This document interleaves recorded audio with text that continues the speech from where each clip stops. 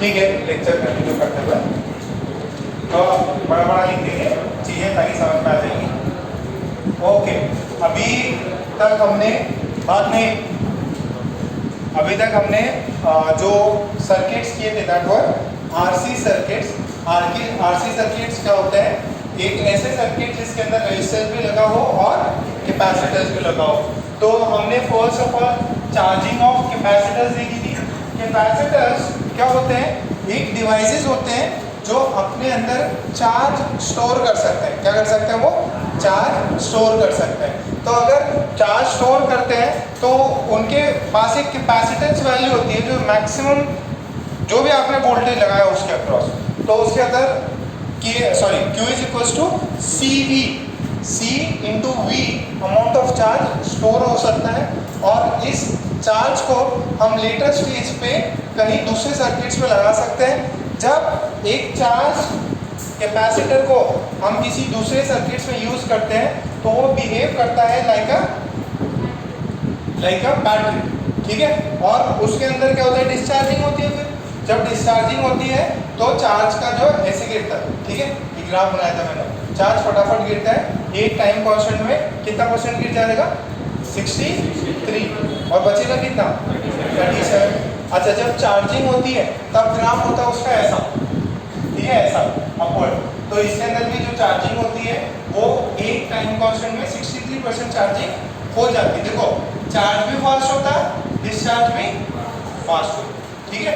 देखो, ये आपने अगर देखा होगा अपनी बैटरी में, देखना कि जब आपकी चार्जिंग 98% हो, 95% हो, तो उसको 90 होने में टाइम लगता है। जैसे अपने मोबाइल के साथ ही देख लो, जैसे ही इसका 30% हुआ, कुछ एक मिनट में 20% हो जाता, और फिर थोड़े टाइम और चल गया 20 मिनट तो तुरंत 10% हो जाता। देखा कि डिस्चार्जिंग एकदम लास्ट में बहुत फटाफट होती और चार्जिंग भी बहुत फटाफट होती। जो इनिशियल आपने 10% से तुरंत फटाफट वो 50 तक पहुंच जाएगा। तो वही लॉजिक, उसी एनालॉजी के साथ में चार्जिंग भी फटाफट होती और डिस्चार्जिंग भी, ठीक है। तो फिर हमने एक नई चीज स्टार्ट कर दी थी, दैट वाज डाई इलेक्ट्रिक, ठीक है, डाई इलेक्ट्रिक। क्या चीज स्टार्ट करी? डाई इलेक्ट्रिक, या इसको बोल सकते हैं डाई इलेक्ट्रिक मटीरियल्स, ठीक है, या डाई इलेक्ट्रिक इंसुलेटर्स। तो डाई इलेक्ट्रिक इंसुलेटर्स या मटीरियल, उसके लिए शॉर्ट क्या यूज करते हैं अपन? Simple die. तो डाई इलेक्ट्रिक क्या हो सकता है? आपका पेपर हो सकता है, प्लास्टिक हो सकता है।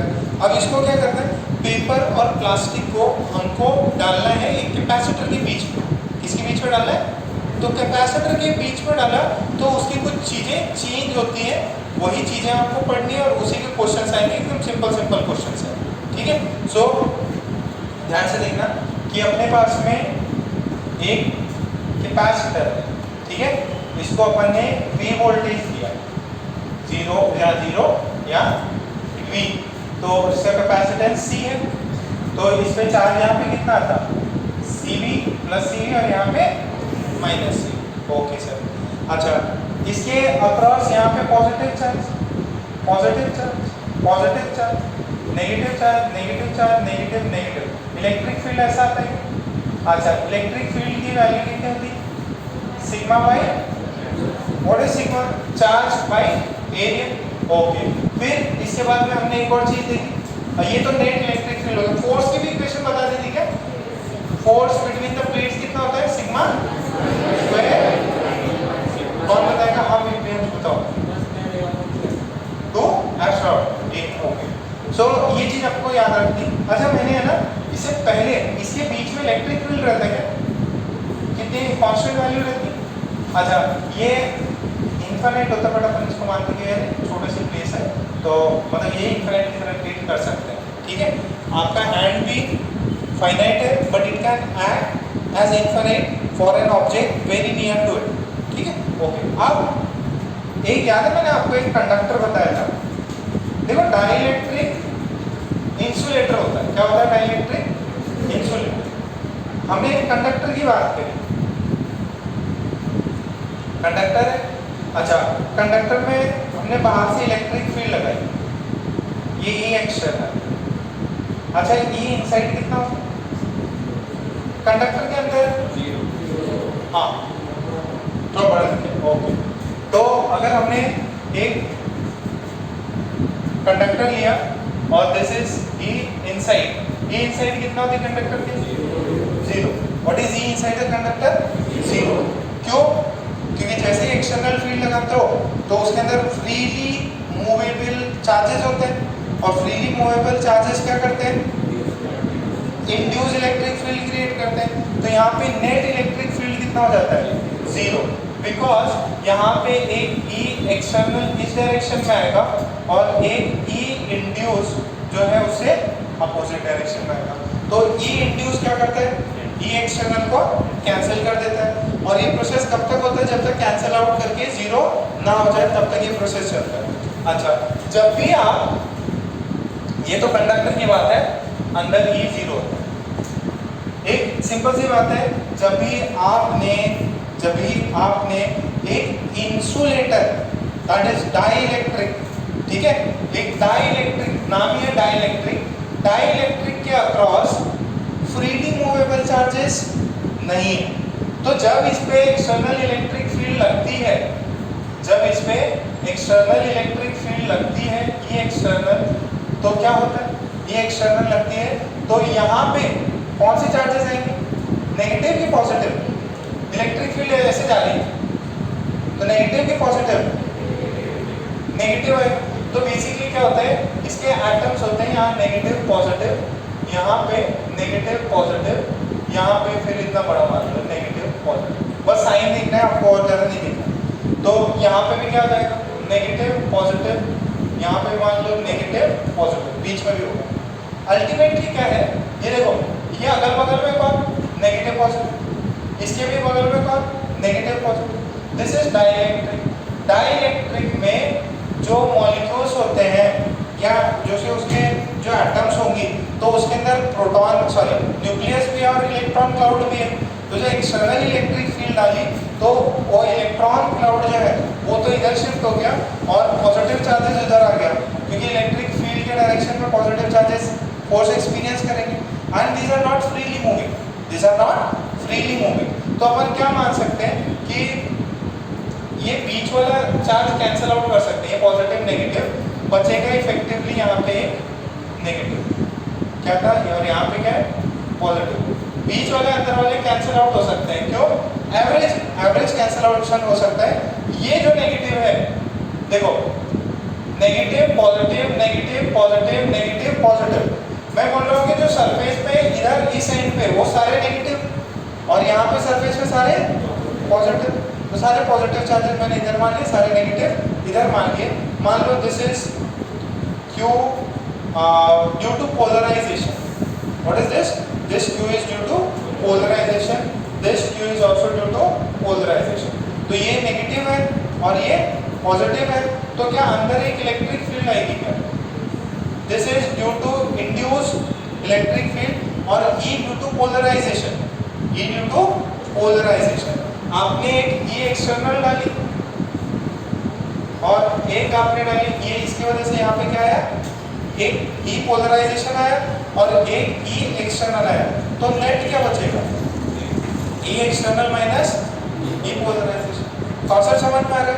सर इधर जीरो नहीं होता क्या? जीरो बेटा किसमें होता है? कंडक्टर में, जिसके अंदर फ्रीली मूवेबल इलेक्ट्रॉन्स हो। मैंने आपको एग्जांपल दिया था पेपर का, पैराफिन वैक्स का, ठीक है, या पॉलीथीन का, तो वो सब में फ्रीली मूवेबल इलेक्ट्रॉन्स नहीं होते हैं। इसमें भी चार्जेस इंड्यूस होंगे, बट ये इतने चार्जेस नहीं है कि जीरो कर सकते, ठीक है? ओके, यहाँ तक एक बार छाप लो, फिर मैं इसके पॉइंट्स बता दूंगा आपको। पहले ये पॉइंट, ये जितना भी डायग्राम दिया हुआ है ये छाप लो। दिस इज कंडक्टर, फिर यहाँ पे लिख लो when E external is applied, then E inside conductor is 0, then E inside conductor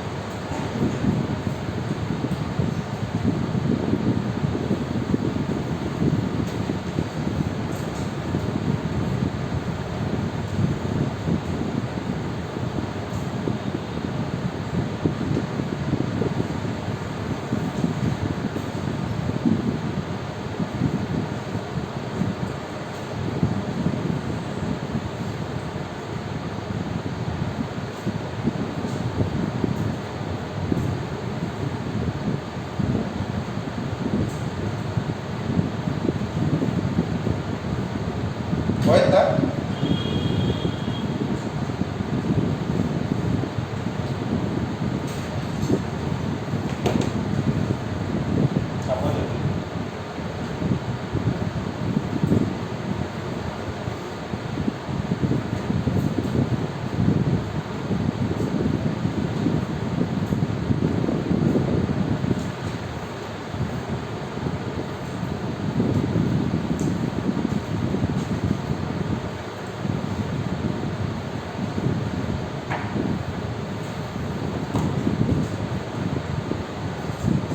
recording आ रही है बेटा?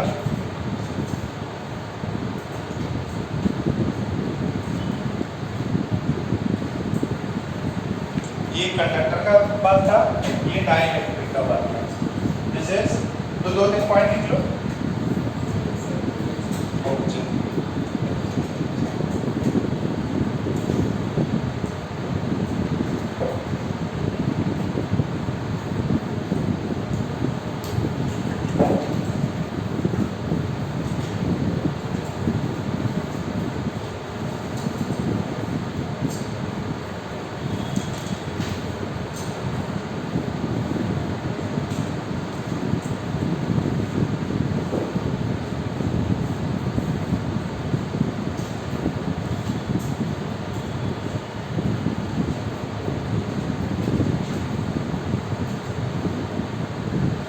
अरे इतना तो हो गया यार, इतना स्लो मत लिखो। ओके, अब मेन पॉइंट क्या था कि when external field is applied then E inside conductor is 0। अब उसमें नेक्स्ट पॉइंट लिखो, when an external electric field is applied, when an external electric field is applied across a dielectric, when an external electric field is applied across a dielectric, is applied across a dielectric, then polarization of the molecules take place. Then polarization of molecules take place. Then polarization of molecules take place. ठीक है, full stop लगा के here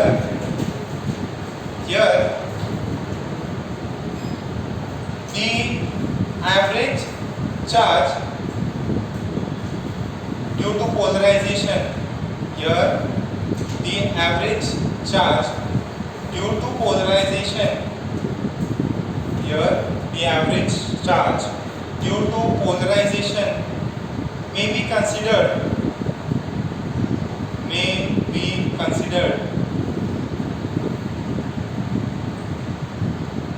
as 0 inside the dielectric,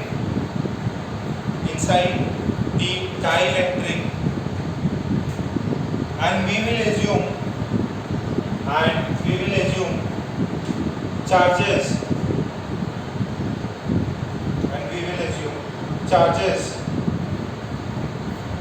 only at the surfaces of the dielectric. We will assume the charges only at the surfaces of the dielectric. हम सिर्फ और सिर्फ कहाँ पे देखेंगे? जो सरफेस है डाइलेक्ट्रिक का, सिर्फ और सिर्फ वहां पे देखेंगे। ओके, अब जरा बात सुनो, ये पोलराइजेशन की वजह से चार्जेस आए या इंड्यूस चार्जेस आए, अपन कुछ भी बोल सकते हैं इनमें। तो ये यहाँ पे negative negative negative negative positive positive positive positive positive, ये ई एक्सटर्नल है और अंदर एक ई इंड्यूस बोलो या पोलराइजेशन दोनों बोल सकते हैं। क्या ये दोनों एक दूसरे को काटते हैं? नहीं, एक दूसरे को काटते नहीं है। तो what is E net? E net is E external minus E induce और ई पोलराइज भी बुक्स में लिखा रहता है, ई पी बोल सकता है ना, ई पोलराइज, बोथ आर सेम या। तो उसके अंदर इलेक्ट्रिक फील्ड घटता है कि बढ़ता है? घटता है, ठीक है। कंडक्टर में तो अंदर कितना हो जाता है? 0। कंडक्टर में अंदर 0 है, इसमें कुछ वैल्यू अलग, ठीक है, लिख लो इसको।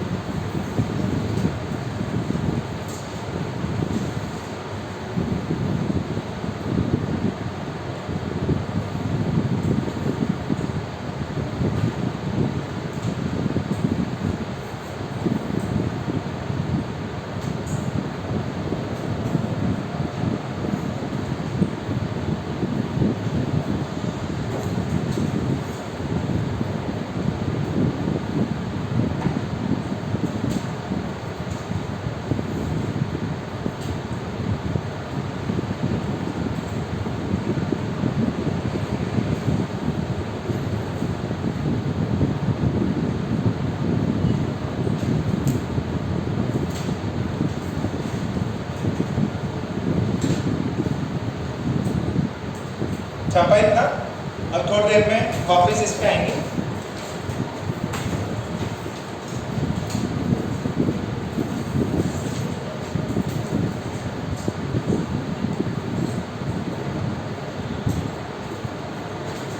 थोड़ी देर में वापस इधर आएंगे।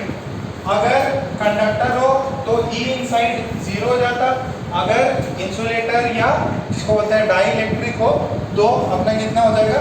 अब उसके अंदर ये हो सकता है कि जो मटेरियल है डाई इलेक्ट्रिक का, हो सकता है वो पोलर हो या हो सकता है वो नॉन पोलर हो, ठीक है। दोनों केसेस, पोलर नॉन पोलर तो पता है ना, उसमें पहले से डाइपोल मूवमेंट प्रेजेंट हो या हो सकता है उसके अंदर डाइपोल मूवमेंट ना हो। डाइपोल है तो थोड़ा सा ज़्यादा रिड्यूस हो जाता है, नहीं है तो कम रिड्यूस होगा, बट होता जरूर है। अच्छा, फिर नेक्स्ट आ लो, effect on capacitance, effect on capacitance, effect on capacitance when a dielectric is inserted, effect on capacitance when a dielectric is inserted.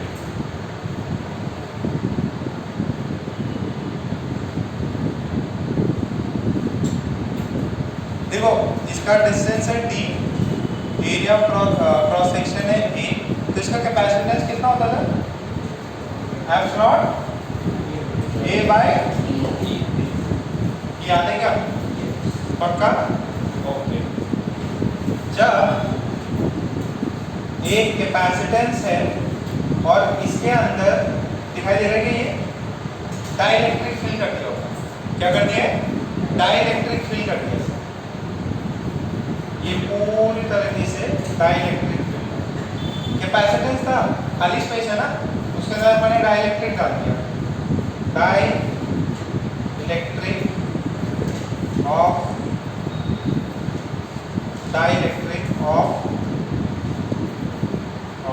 के, डाइलेक्ट्रिक कांस्टेंट के, डाइलेक्ट्रिक ऑफ के, ठीक है। इसका एक डाइलेक्ट्रिक, उसका कांस्टेंट कितना है? डाइलेक्ट्रिक कांस्टेंट इज के। ये एक डाइलेक्ट्रिक है, उसका कांस्टेंट का वैल्यू है के। वाटर का कितना होता है? 80। तो जो नया जो वैल्यू होगा ना वो कितना होता है? देखो एरिया पे आपने कोई चेंज किया नहीं, डी पे आपने कोई चेंज किया नहीं। क्या होता है, जो आपको मैंने बताया था इलेक्ट्रोस्टैटिक फोर्स, ये जो के की वैल्यू होती थी, सॉरी के दूसरा है, एक होता है ना 1/4 पाई एप्सिलॉन, ये वैल्यू जो इसको एप्सिलॉन को क्या बोलते थे? Electric permittivity in free space. इसकी वैल्यू आपको पता है 8.85 × 10⁻⁴। ओके, तो ये वैल्यू जो आपको पता है, ये किस में थी एप्सिलॉन की वैल्यू? Free space. ये वैल्यू किस में है? Free space. अच्छा, जब आप इसमें कन्वर्ट करते हो तो ये जो वैल्यू हो जाएगी इधर k टाइम्स या एप्सिलॉन r × एप्सिलॉन a/d आ जाता है, ठीक है। तो दिस सी न्यू इज, ये एप्सिलॉन आर जो है वो जो भी मीडियम में है उसका एक्चुअल में के की वैल्यू आ जाती है। दिस के इज नॉट दिस के, ये अलग से कांस्टेंट होता है, ठीक है, इसको होता है डाइलेक्ट्रिक कांस्टेंट ए बाय डी। तो जो नया डाइलेक्ट्रिक जो अपन ने कांस्टेंट के डाला उसके वजह से जो आपका कैपेसिटेंस है वो के टाइम्स बढ़ जाता है। ज़्यादा दिमाग मत लगाओ, डाइलेक्ट्रिक को डाला तो कैपेसिटेंस पहले सी था, अब क्या हो जाएगा के टाइम्स वाटर जो एयर है उसका सबसे कम होता, ठीक है, बाकी जितने में होंगे 2 हो सकता, 3 हो सकता, 80 हो सकता, 90 हो सकता, ठीक है, ये बस इतना है। डाइलेक्ट्रिक डालोगे तो कैपेसिटेंस क्या होगा, बढ़े। कैपेसिटेंस क्या होता है, बढ़े। डाइलेक्ट्रिक डाला तो कैपेसिटेंस क्या होगा, बस बराबर साहब। कैपेसिटेंस डाइलेक्ट्रिक टाइम्स बढ़ जाता है।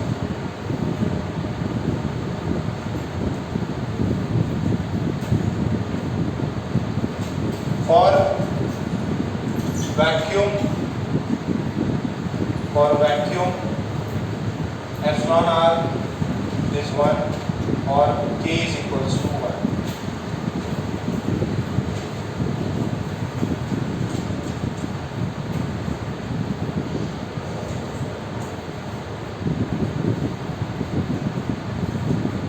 फॉर वैक्यूम एंड एयर को तो एयर भी नॉर्मल एयर में आप कंसीडर करो, ठीक है, जो नॉर्मल एयर है उसके अंदर भी 1 ही कंसीडर करोगे।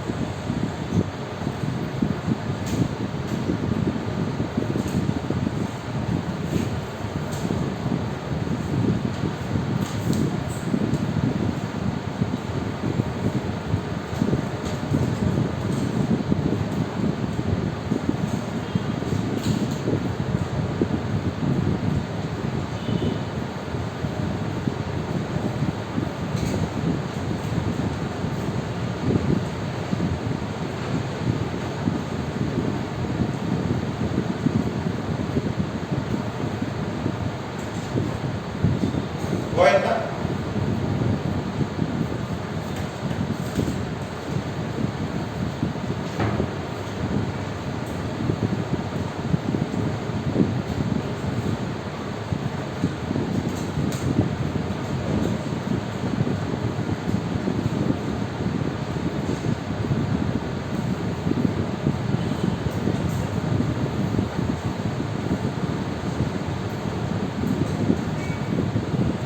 कैपेसिटेंस के टाइम्स बढ़ जाता है, ठीक है। अब इसमें सिंपल से सवाल पूछते हैं आपसे, डायरेक्ट ऑब्जेक्टिव में भी पूछ लेगा। आपको बोलेगा कि हमने एक कैपेसिटर है, उसमें कैपेसिटेंस जो है एक डाइलेक्ट्रिक डाला जिसकी कैपेसिटेंस है 80। पहले वाले जो है पहले कैपेसिटेंस थी उसकी 2 माइक्रोफैराड। अब बताओ टोटल कितनी होगी। पहले 2 माइक्रोफैराड थी, अगर हमने कांस्टेंट के डाला 80 का तो बताओ नया कितना होगा। इजी है क्या, ठीक है। पहले कुछ था बाद में निकाला तो बताओ फाइनल वैल्यू दे दी, बताओ पहले कितना वैल्यू डाली। ऐसे भी पूछ सकते, सिंपल सवाल रहते हैं। अच्छा, अब इसके अंदर एक पॉइंट दे,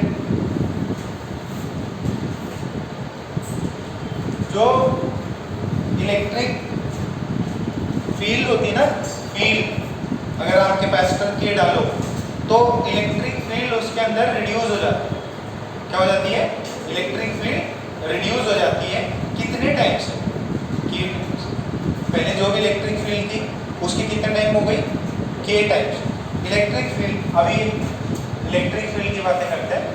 इलेक्ट्रिक फील्ड जो होती है जब कैपेसिटेंस के डाल देते हो, पहले आपने ये एक्सटर्नल डाला था, ठीक है, और यहाँ से फिर डाइलेक्ट्रिक है इसके अंदर, तो यहाँ पे क्या है, ई इंड्यूस आया, तो जो नेट होता, नेट बच जाता, ई नेट, ये ई एक्सटर्नल माइनस ई इंड्यूस जो नेट है ना, नेट वो जो पहले आ रहा था ई, देखो पहले कहाँ से आ रहा था। अब एक चीज देखना, इंपॉर्टेंट सा पॉइंट है, इसी को वापस से मैं आपको बता दे रहा हूँ। ये कैपेसिटर था, कैपेसिटर पे प्लस CV चार्ज था या प्लस Q, इधर माइनस Q, आपने डाइलेक्ट्रिक डाला, तो जब प्लस Q माइनस Q था तो यहाँ पे क्या थे, प्लस Q और माइनस Q चार्जेस है, तब इलेक्ट्रिक फील्ड था ना अंदर, इलेक्ट्रिक फील्ड होता है ना इसके अंदर। तो अब क्या हुआ, एक सेकंड ऊपर अब लोग रिवाइज करो, अब लोग रिवाइज करो।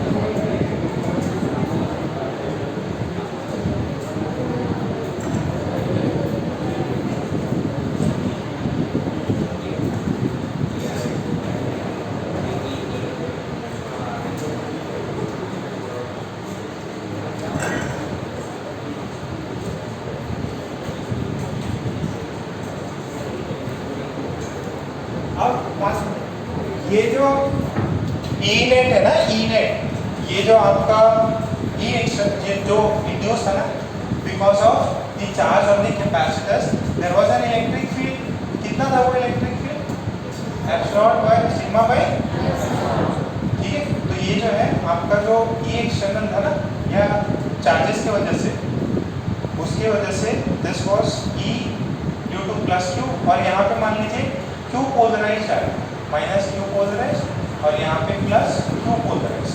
तो ये ड्यू टू दिस, ये ई नेट जो है क्यू बाई के टाइम्स कम हो जाता है, ये ई ड्यू टू क्यू हो जाता है, और ये जो होता है आपका E due to Q P. What is Q P, induced या पोलराइज चार्जेस।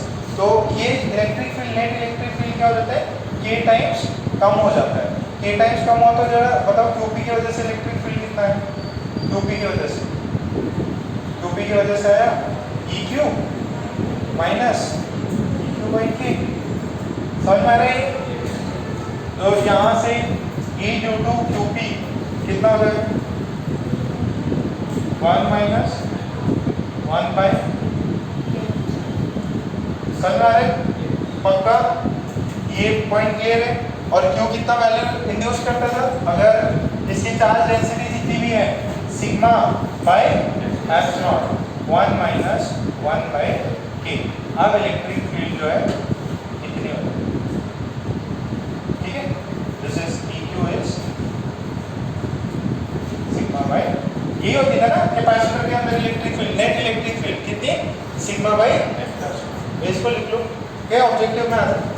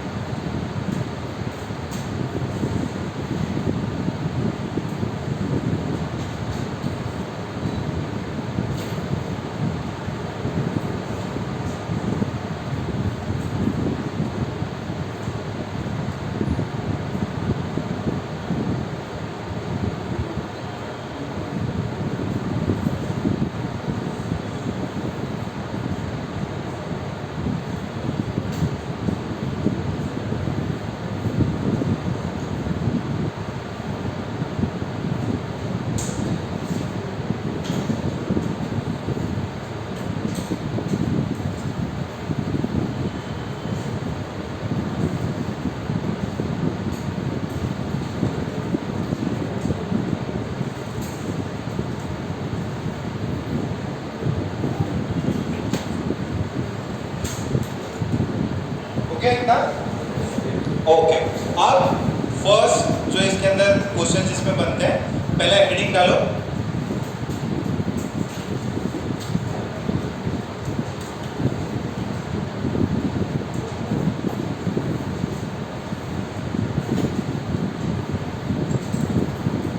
देखो,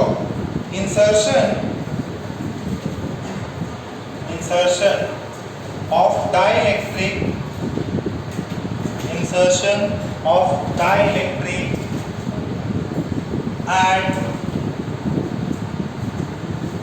at constant charge. Insertion of dielectric at constant charge. Simple सा मीनिंग क्या है? एक कैपेसिटर है और वो कैपेसिटर क्या है? चार्ज किया हुआ है। एक कैपेसिटर है, वो चार्ज किया गया है। Dielectric in a capacitor with constant charge. Charge कैसा उसके अंदर? कांस्टेंट है। ओके, कैपेसिटर चार्ज इसके अंदर एक कांस्टेंट चार्ज, ठीक है। और अब आपने इसमें क्या किया?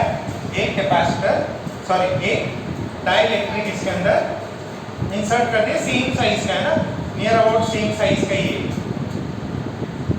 और इसका कांस्टेंट है K, ठीक है। This was initial, this is final. ये चीज क्या है? फाइनल। अच्छा, इसमें आपने कोई चीज कम करी क्या? कौन सी चीज कांस्टेंट रखी? चार्ज। पहले भी चार्ज ये था, अब भी चार्ज क्या होगा? कोई किसी से कनेक्ट ही नहीं किया मैंने, बात समझ में आ रही है? अच्छा, तो what is this is final, what is C final in comparison to C initial? कितना टाइम? के सी आई, सी फाइनल बोलो या सी न्यू बोलो? अच्छा, क्या चीज सेम है? कांस्टेंट चार्ज है। तो आपसे पूछा what is the relation between V final and V initial? V final और V इनिशियल में क्या relation? Q is equals to क्या होता है? CV। Q is equals to CV पता है। ओके, क्या चीज कांस्टेंट है? वोल्टेज, कैपेसिटेंस क्या हो गया? K टाइम्स बढ़ गया, तो वोल्टेज क्या होगा? तो ये कितना होगा भाई? दिक्कत जा रही क्या? पक्का? यहाँ पे हमने क्या रखा है? हमने चार्ज कांस्टेंट रखा है। क्या चीज कांस्टेंट रखी है? चार्ज।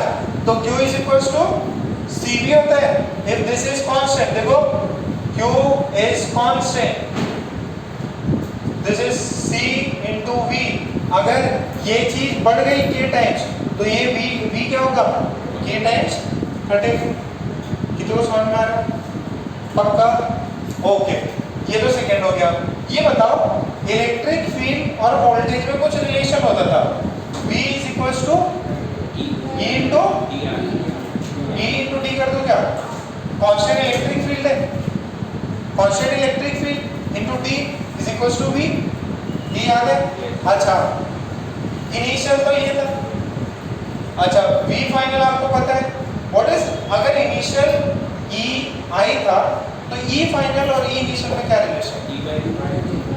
देखो, this E final V final is, ये चीज समझ में आ रही है?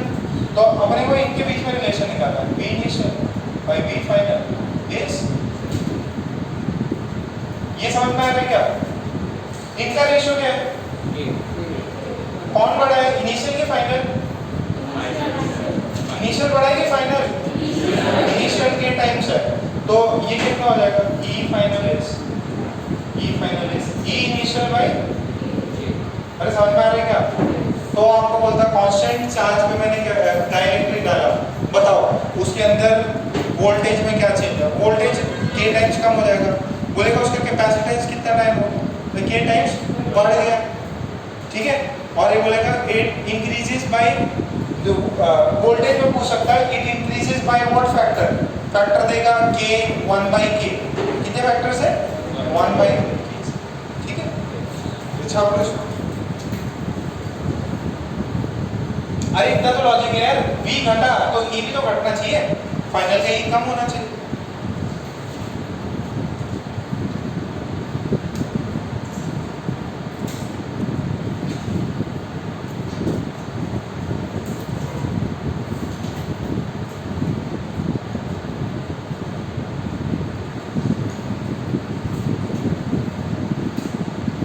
प्रॉब्लम करते हैं, आपको समझ में आएगा।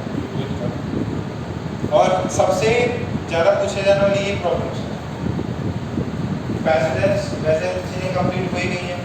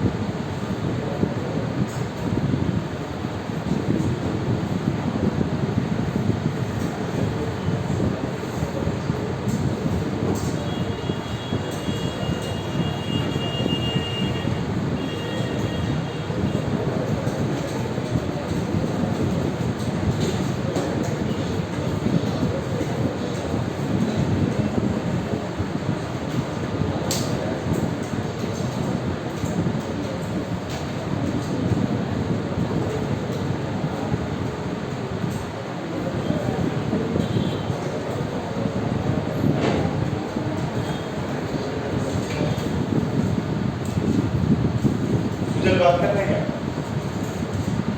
हाँ, बात कर रहे हैं,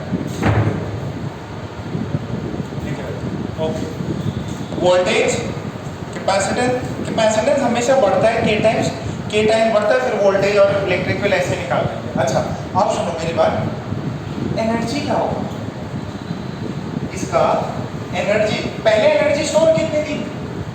चार्ज कितना था पहले? Q charge. एनर्जी स्टोर कितनी होगी? एनर्जी डिक्रीज होगी, ये भी पूछ रहा था कि एनर्जी डिक्रीज होगी, घटेगी, बढ़ेगी, क्या होगा एनर्जी?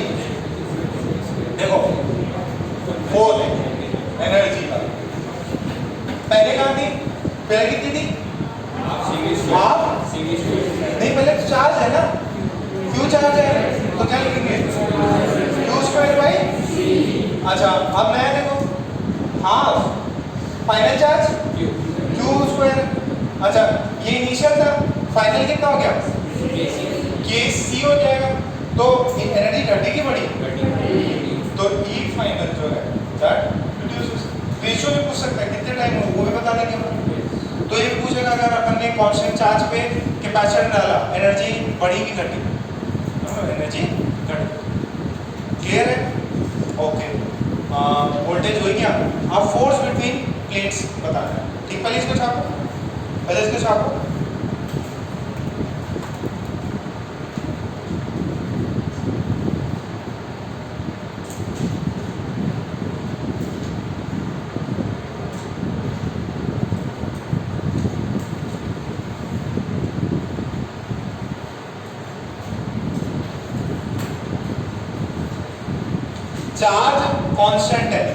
चार्ज कांस्टेंट है, तो हाफ Q²/C लगाएंगे। Q² कांस्टेंट है, पहले भी बाद में भी, और फिर हमने C जो है डाइलेक्ट्रिक डाला तो C बढ़ गया, तो ओवरऑल जो स्टोर्ड एनर्जी है वो क्या हो गई? कम। ओवरऑल स्टोर एनर्जी इसकी कम, ठीक है, निकल गई होगी, लॉस हो गया है ना। Okay, force between the plates, first point force between the plates क्या होगा, जो फोर्स है प्लेट्स के बीच में वो कितना होगा इसकी वजह से, बढ़ेगा घटेगा क्या होगा, इट विल डिक्रीज। अच्छा फोर्स का इक्वेशन बताइए किसी को, फोर्स का इक्वेशन, फोर्स क्या होता था, अरे फोर्स का इक्वेशन देखो फिफ्थ क्या होता था, force is sigma square A by यही होता था क्या, पक्का। अच्छा ध्यान से सुनना इधर निवेश, इधर देखो, हाँ सिग्मा स्क्वायर ए चेंज हो रहा है क्या, ठीक है ए चेंज नहीं हो रहा, ये तो बेसिक फॉर्मूला दिया हुआ है आपको। अच्छा सिग्मा, सिग्मा क्या होता है, चार्ज बाय एरिया, तो चार्ज बाय एरिया का whole square A bye 2 epsilon. क्यों चेंज हो रहा है क्या, क्यों चेंज नहीं हो रहा, बताओ ए स्क्वायर है, ए कट है नीचे ये बचेगा, क्यों कांस्टेंट है क्या, क्यों कांस्टेंट है, तो फोर्स पहले भी between the plates same force था, अभी भी फोर्स क्या है सेम। बात समझ में आ रही क्या, पक्का लिखो इसको, force is same between the plates, हाँ एप्सिलॉन मटेरियल की परमिटिविटी लगी बिटवीन द प्लेट्स, हाँ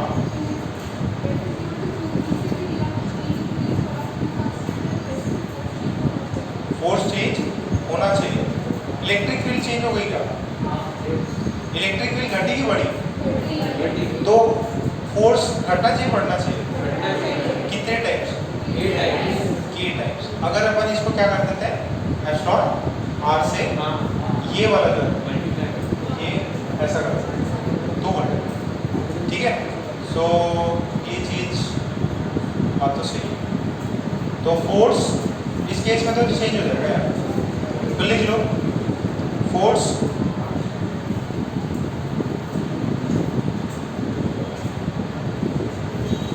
इसमें एक से मेरे को है ना ये चीज कंफर्म करनी पड़ेगी, क्योंकि जो चार्ज डेंसिटी है ना, चार्ज डेंसिटी चेंज हो नहीं गई, चार्ज डेंसिटी सेम है।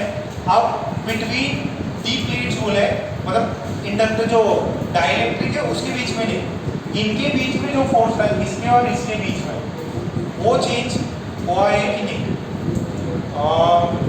इलेक्ट्रिक फील्ड सुनो सुनो एक मिनट, इसके बीच का इलेक्ट्रिक फील्ड जो है इसको सुनो मैं वापस से एक बार कंफर्म कर लूँगा, ठीक है, क्योंकि ये जो है एप्सिलॉन ही दिया था चीज, इसमें दी हुई कि फोर्स इज सेम, एक बार लिख लो इसको, अपन वापस एक बार कंफर्म कर, ठीक है, दिया रहता है कि फोर्स सेम रहता है इसमें।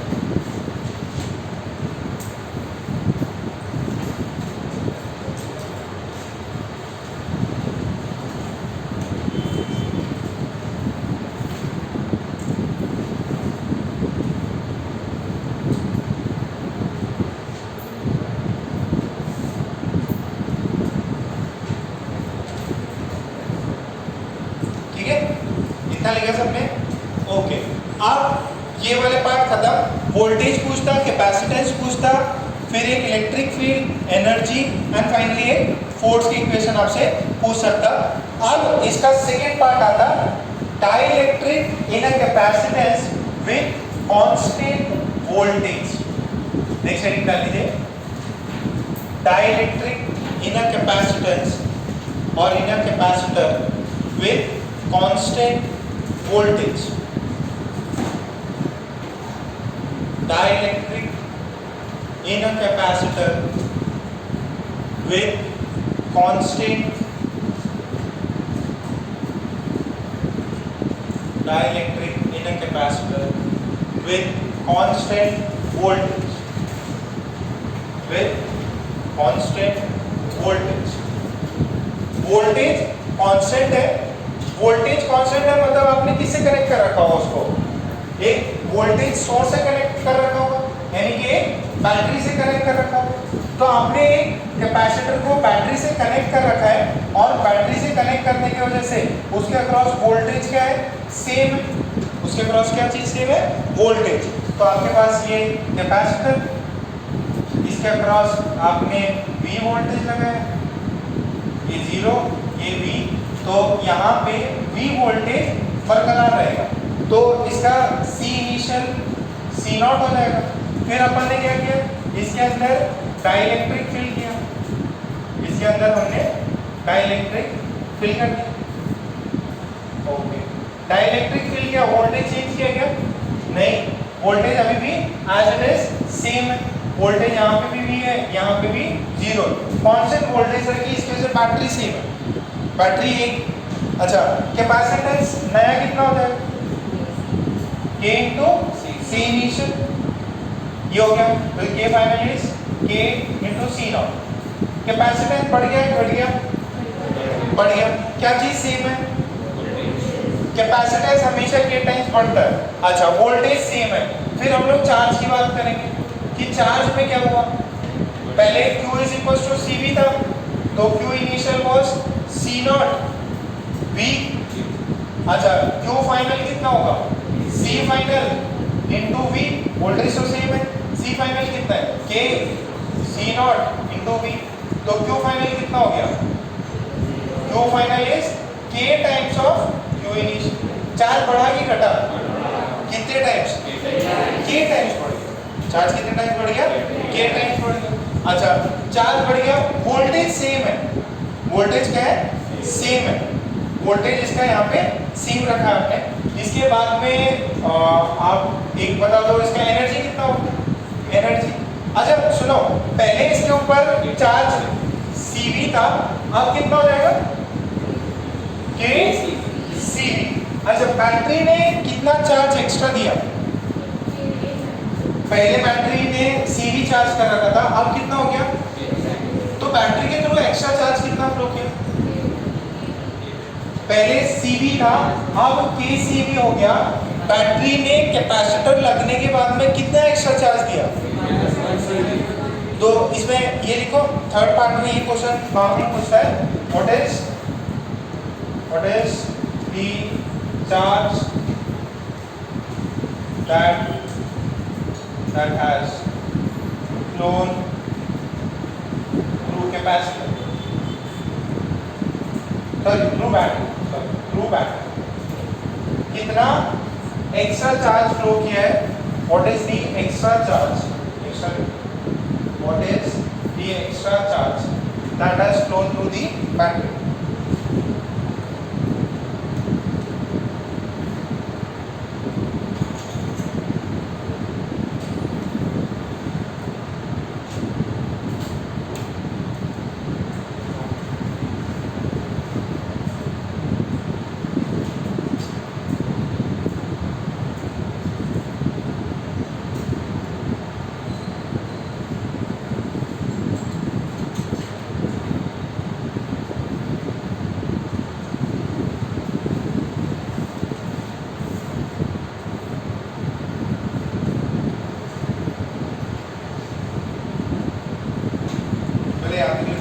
एक्स्ट्रा चार्ज कितना फ्लो किया, ये बताओ।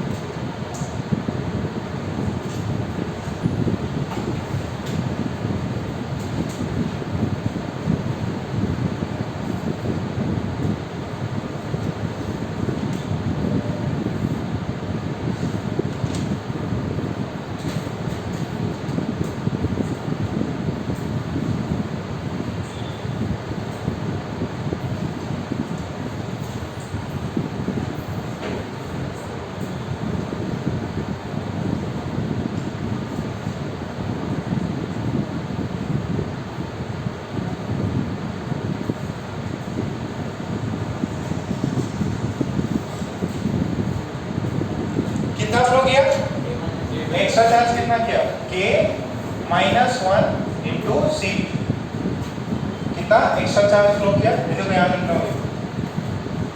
फाइनल कितना है, Q फाइनल, Q इनिशियल था और ये Q एक्स्ट्रा फ्लो किया, तो Q एक्स्ट्रा कितना हो, Q extra is K CV minus CV, this is K -1 into C, इतना एक्स्ट्रा चार्ज फ्लो किया।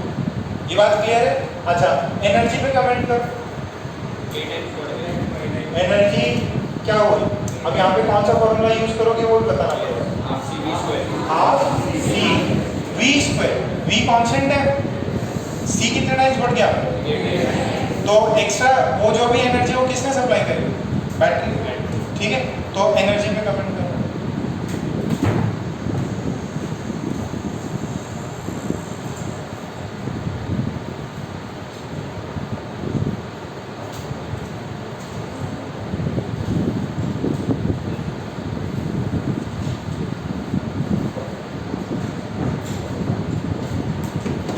एनर्जी पे कमेंट करते हैं।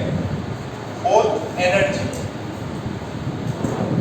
ई इनिशियल कितना था, हाफ सी वी स्क्वायर, ये इनिशियल, ई फाइनल कितना हो, half C final V square, this is half K times C initial V square, this is K half C initial V square, this is K times E initial.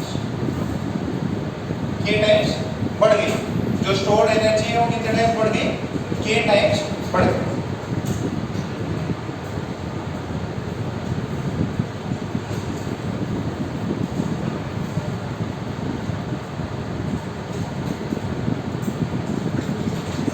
Voltage क्या है, अभी भी voltage जो है वो same,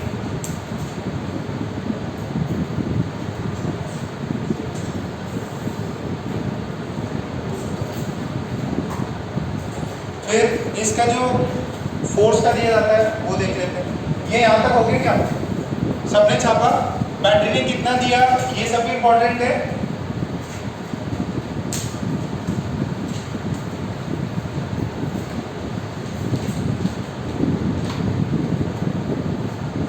okay, force की बात करते हैं। फोर्स एफ इनिशियल कितना था, sigma square A by 2 F. अच्छा, अब एफ फाइनल जो है, सिग्मा चार्ज होता है, चार्ज कितना करा दिया अपन ने, बढ़ा दिया, कितने टाइम्स, के टाइम्स। तो ये अगर मैं इनिशियल की बात करूं तो दिस वाज Q इनिशियल का square by A square 2 epsilon into A, this is Q initial का स्क्वायर बाई 2 एप्सिलॉन A।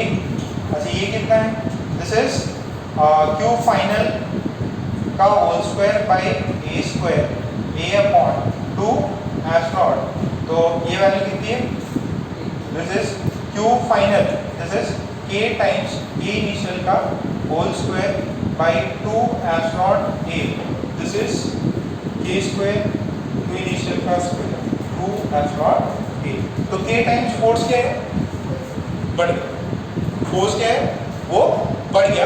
ये नॉर्मल सेंस में दिया जाता है, ठीक है। इसमें आप लोगों ने जो पूछा है उसको एक बार वापस से दूसरी बुक से रेफरेंस देके, क्योंकि मेजॉरिटी बुक्स में यही चीज लिखी है, जो एप्सिलॉन आर वाला था ना वो एक बार सर्च करके कर पता है। ये नॉर्मल सब में यही दिया जाता है, जो आपकी स्टैंडर्ड बुक्स है, आपकी बुकलेट्स है, उसमें यही दिया है ना। एक और बार वापस सर्च करके बता दें कि चार्ज इसके अंदर जो है, एक्यूमुलेटेड चार्ज जो है प्लेट्स पे, वो के टाइम्स बढ़ गया, तो जो फोर्स होगा प्लेट्स के बीच में वो भी बढ़ जाएगा, फोर्स जो है वो भी बढ़ जाएगा।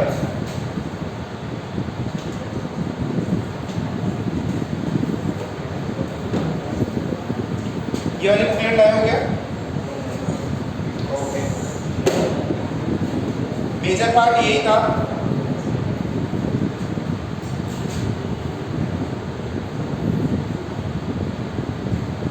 अच्छा, हो गया ये, सबने लिख लिया, जल्दी जल्दी लिखो, फिर इसके क्वेश्चन करते हैं।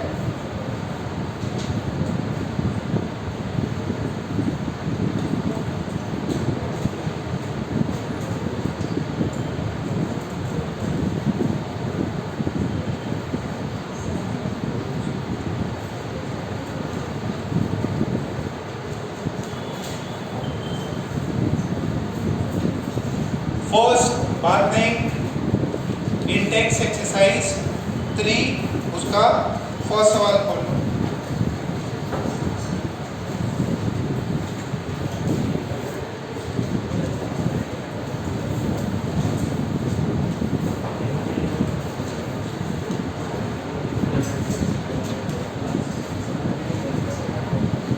Intex exercise 3 question number 1।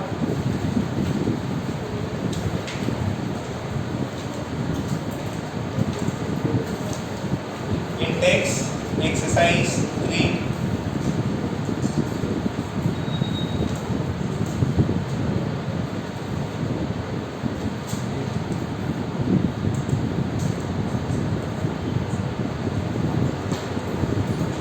Index exercise 3 question number 1 बोला एक charge capacitor stores energy U without connecting this to anything. Dielectric having dielectric constant K is now inserted between the plates, completely filling the space between them. How much energy does it store now? क्यों भाई? कौन सा case है, पहला वाला कि दूसरा वाला? एट कांस्टेंट चार्ज पे है तो एनर्जी कितने टाइम्स हो जाएगी? 1/k time. तो ये हो गया। ओके, अब इसमें नेक्स्ट वाला भी कर सकते हैं। थर्ड वाला देख लो पहले। थर्ड वाला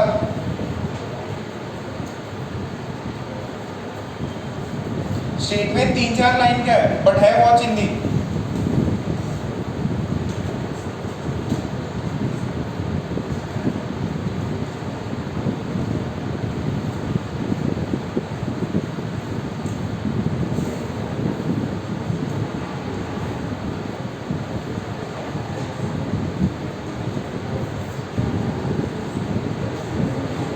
आएगा? कौन सा केस है, फर्स्ट की second? Second. And allowed to charge now a slab this between the plate and the battery is still connected. Battery still connected है मतलब वोल्टेज कांस्टेंट है।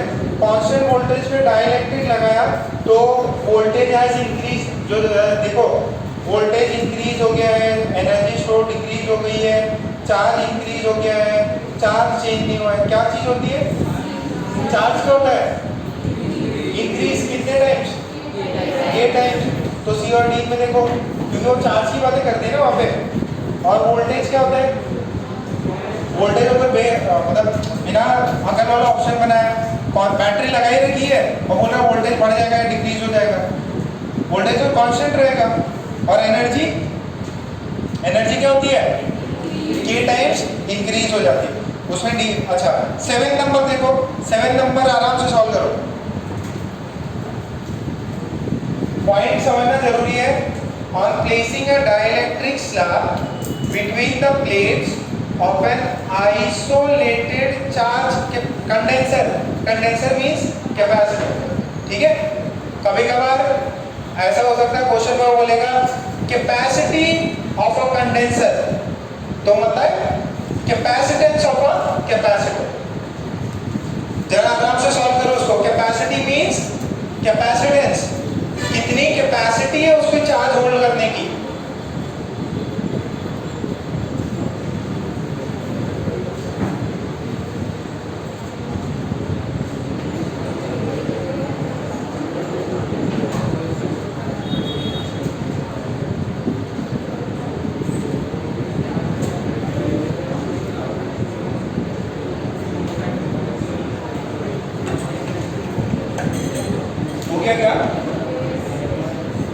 क्या आंसर है? सी आंसर है।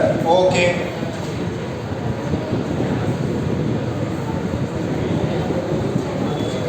अब सुनो, ये चीज कर लेना। कॉपर प्लेट्स ये सब आप थोड़ा सा वेट कर लो, एक्सरसाइज निकाल लो। 1 question number 51, question number 51 exercise 1, उसमें 51 नंबर का सवाल है।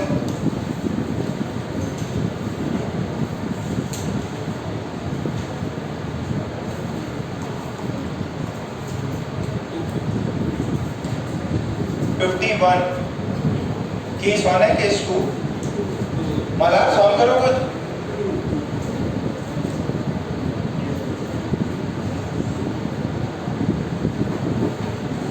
आगे सॉल्व करो उसके आगे हो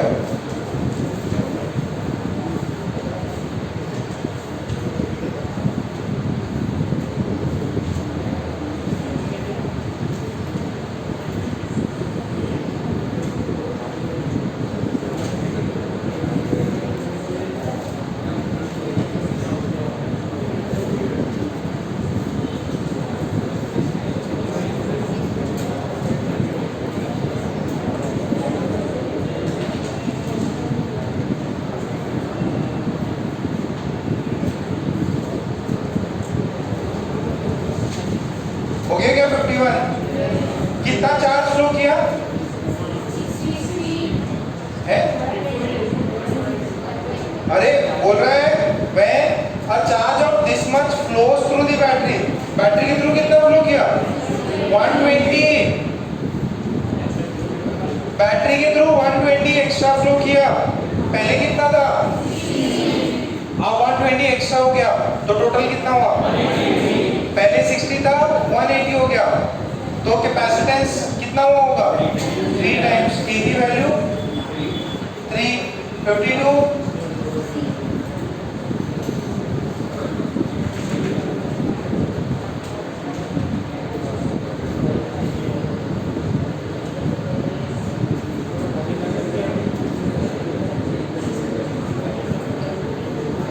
भैया वोल्टेज कितने टाइम्स कम हो गया 1/8 तो डायरेक्टली कितने का होगा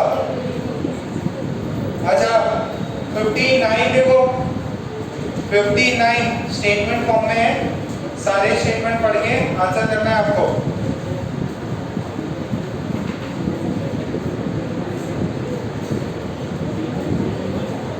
बात नहीं 59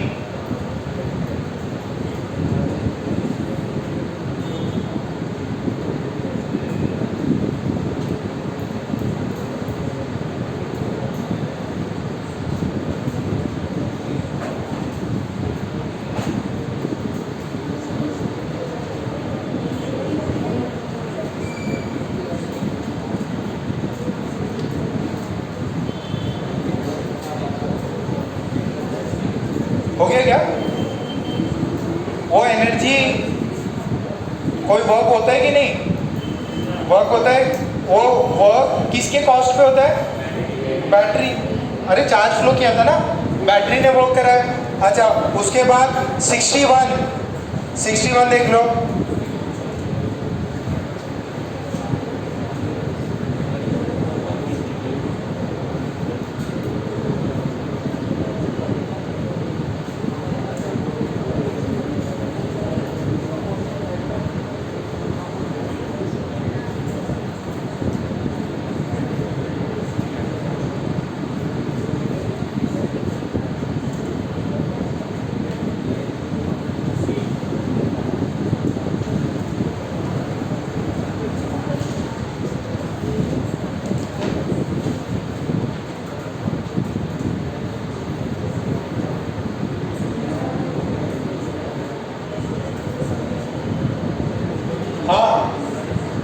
आया क्या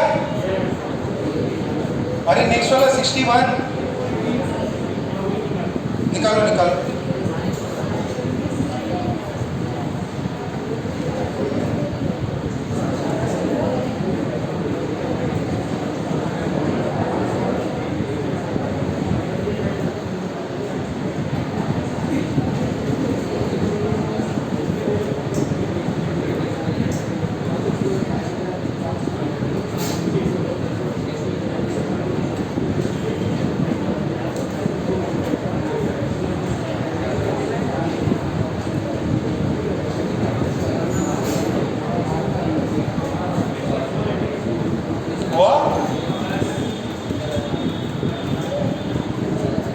अरे वो चार्ज किसने सप्लाई किया होगा बैटरी ने कैपेसिटेंस सॉरी डाइलेक्ट्रिक कांस्टेंट कितना है 5 पहले चार्ज एक्यूमुलेट कितना होगा, बैटरी का वोल्टेज इनटू कैपेसिटेंस, कितना कैपेसिटेंस 10, बैटरी का वोल्टेज 12, तो पहले चार्ज कितना होगा 120 माइक्रो कूलम, बाद में कितना हो गया 5 टाइम्स 120 कितना होगा 600, पहले 120 था फिर 600, कितना बैटरी ने सप्लाई किया होगा एक्स्ट्रा, कितना आ रही है समझ में ऐसे सवाल, ऐसे क्वेश्चन बैंक में भी शायद होंगे और इसमें भी है सारे बहुत सारे सवाल।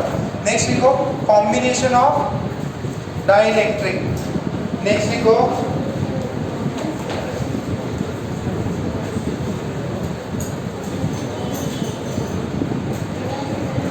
बाद में कॉम्बिनेशन ऑफ डाइलेक्ट्रिक लिखो,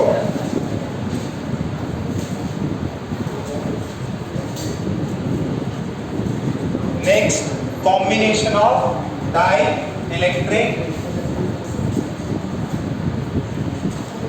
इसको पहले एक एग्जांपल समझते हैं। हमने एक अगर डाइलेक्ट्रिक एक कैपेसिटर में डाला तो उसके अंदर अपने को पता है उसकी क्या क्या चीजें चेंज हो जाती, कैपेसिटेंस चेंज होती, कैपेसिटेंस चेंज हुई तो उस पे ऊपर कांस्टेंट चार्ज है, कांस्टेंट वोल्टेज है, उसके यहाँ पे V और Q को देखते हैं, फिर एनर्जी देखते हैं, ठीक है ओके। अब आपको बोला है कॉम्बिनेशन सर्च करनी, कॉम्बिनेशन ऑफ कैपेसिटर आपको आता ही है।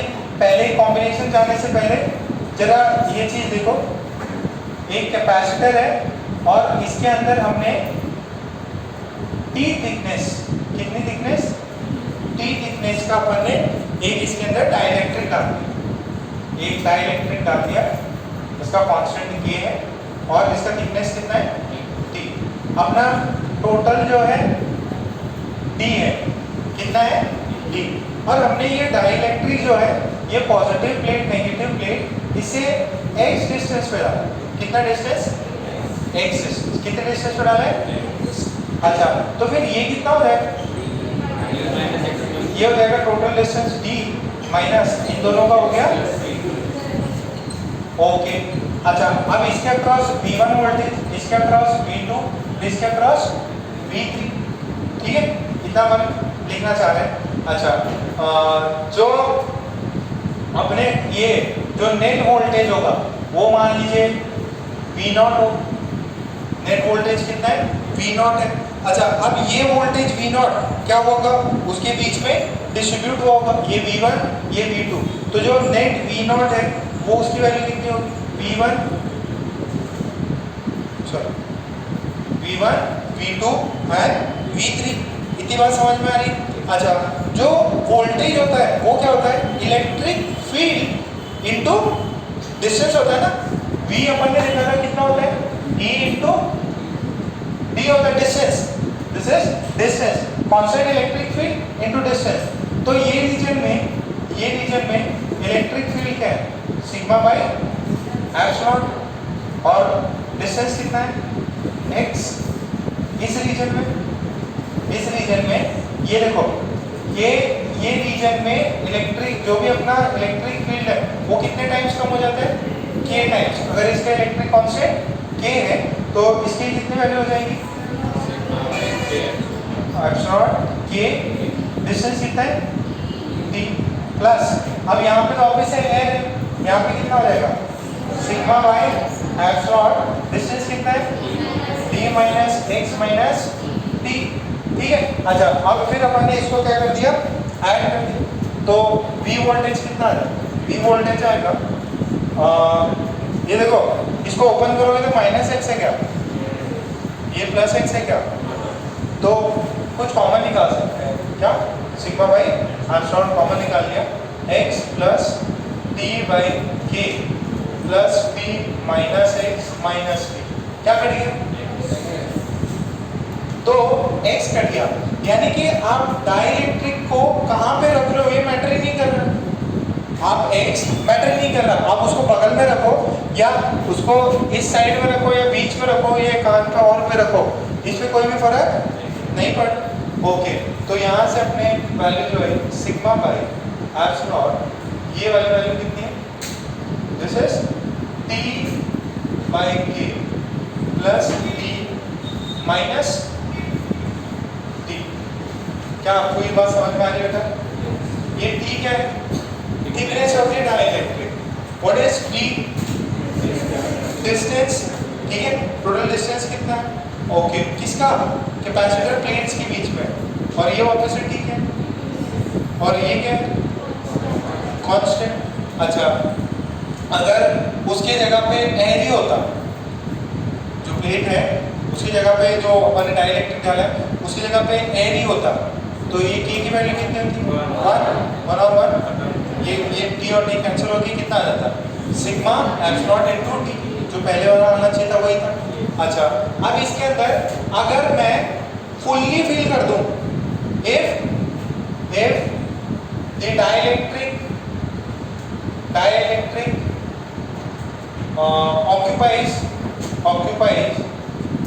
occupies the complete space between plates, जो प्लेट्स है उनके बीच का पूरा स्पेस ऑक्यूपाई कर लेंगे, तो थिकनेस कितनी हो जाएगी? डी के बराबर। तो यहाँ पे थिकनेस कितनी होनी चाहिए? डी। तो ये दोनों क्या हो गए? कैंसिल। कितना हो जाएगा? V is equals to sigma epsilon, ये कितना हो जाएगा? डी बाई टी को डी लिख दो, डी बाई के, और ये तो कितना हो जाएगा? Plus D minus D, cancel हो गया क्या? तो ये कितना आएगा? सिग्मा एप्सिलॉन डी बाई के। सो के टाइम्स जो भी है आपका वोल्टेज भी के टाइम्स कम हो जाएगा, ठीक है। बात समझ में आ रही है क्या? पहले से चार्ज है तो यहाँ तक छाप लो। ये इंपॉर्टेंट है कि अगर हमने कुछ डाइलेक्ट्रिक डाला तो वोल्टेज में क्या फर्क होता है? ये वोल्टेज में फर्क होता है।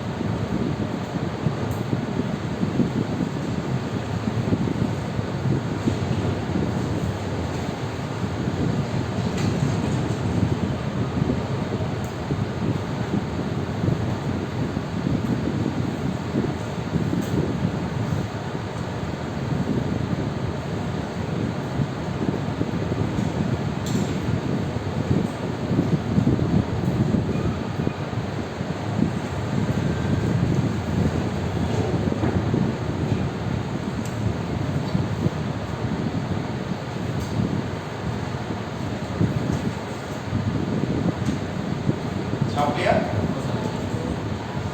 कैपेसिटेंस निकाल लिया अभी तो।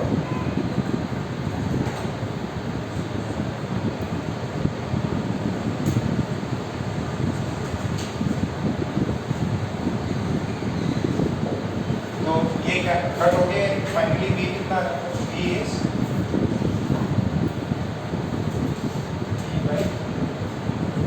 ये बस यहाँ तक है। अभी कैपेसिटेंस निकालते हैं कि अगर डाइलेक्ट्रिक डाला और कंप्लीटली फिल डाइलेक्ट्रिक नहीं डाला, आधा डाइलेक्ट्रिक डाला, उसकी टी थिकनेस ही है, तो अपना कैपेसिटेंस में कितना फर्क पड़ा वो करते हैं।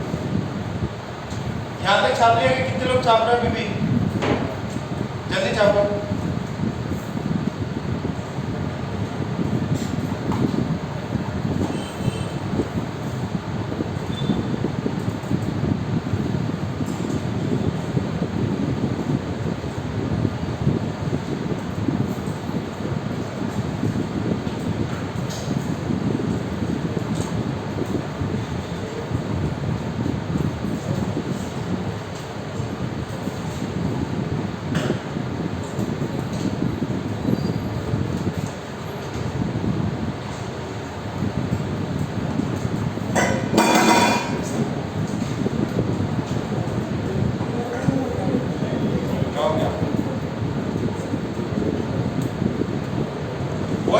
ओके, कैपेसिटेंस देखो, बात नहीं, कैपेसिटेंस निकालना है अपने को।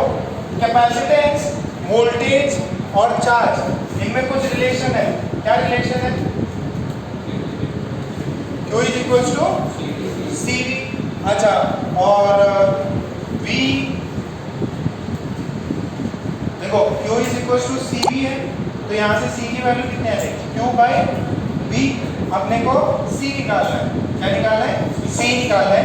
Q अपने को ऑलरेडी पता है। अच्छा, सिग्मा और Q में रिलेशन होता है। क्या होता है? Sigma is equal to Q by ये होता है क्या? ओके, तो अपने को वोल्टेज इनसाइड दिस कैपेसिटर पता है। जब हमने एक टी थिकनेस के डाइलेक्ट्रिक डाले, तो अपने को क्या निकालना है? कैपेसिटेंस निकालना है। तो कैपेसिटेंस क्या हो जाएगा? Q by V। This is Q। V कितना है? Sigma by epsilon into T by K plus T minus T है क्या? ओके, और यहाँ से सिग्मा को हम क्या लिख सकते हैं? सिग्मा को क्या लिख सकते हैं? Q बाई A लिख सकते हैं।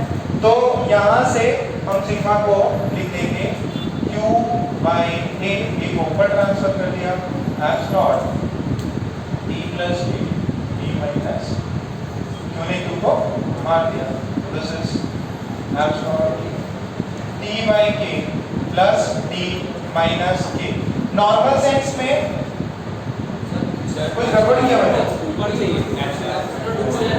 एप्सिलॉन ऊपर जाएगा। हाँ, एप्सिलॉन ऊपर जाएगा, कुछ गड़बड़ कर दी। तो सुनो अपना, और एक इधर क्या कुछ गड़बड़ कर दिया। एक मिनट, एक मिनट। एप्सिलॉन ए ऊपर है, डी कुछ भी नहीं है, यहाँ पे डी कुछ भी नहीं था। सुनो इधर, यहाँ क्यू से क्यू कैंसिल हुआ, ए एज इट इज है, एप्सिलॉन यहाँ है, ये एक this is Q, this is Q by A into epsilon. अब सही, ब्रैकेट में T चाहिए, ब्रैकेट में D minus T, D minus. Okay, तो ये D माइनस T था, Q ये वाला Q बाई A हो गया, और ये डिनोमिनेटर में एप्सिलॉन। तो Q ने Q को कैंसिल किया। अब ये A एप्सिलॉन क्या होगा? पूरा का पूरा टर्म ऊपर न्यूमरेटर में जाएगा, तो epsilon A by this value. पहले क्या होता था? जब सिंपल कैपेसिटर होता था तो क्या होता था? D आता था ना नीचे। अब यहाँ पे क्या है? T by K plus D minus T। तो ये नया कैपेसिटेंस आ जाता है जब कोई T थिकनेस का कोई कैपेसिटर अपन ने, सॉरी डाइलेक्ट्रिक अपन ने डाला। ये बात समझ में आ रही क्या? ये आप थोड़ा सा डिफरेंट पार्ट है ये, ठीक है। अच्छा, अब दूसरा इसके अंदर अपन ये देखें कि इफ जो डाइलेक्ट्रिक है उसकी थिकनेस अपन ने D कर दी, थिकनेस कितनी कर दी? D कर दी, तो कैपेसिटेंस न्यू कितना हो गया? एप्सिलॉन A, नीचे वाला ये तो कट जाएगा, D बाय, तो ये टाइम वो की वही चीज आ गई। समझ में आ रहा है क्या? ये चीज समझ में आई क्या? सेम वो का वही था, यहाँ थोड़ा सा ऊपर नीचे हो गया न्यूमरेटर डिनोमिनेटर में। फाइनली यही चीज आई, जो पहले किया था वही चीज वापस आ गई। अगर T थिकनेस का रखते तो कैपेसिटेंस इतना होता है,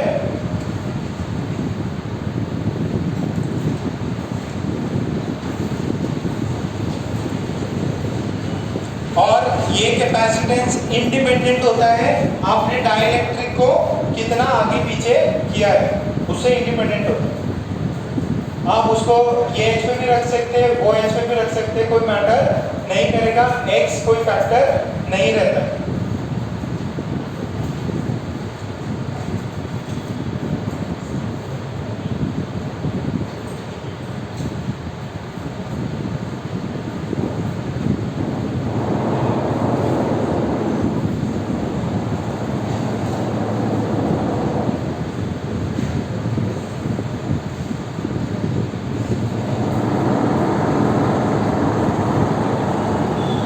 सीधा सीधा नॉइस पोल्यूशन।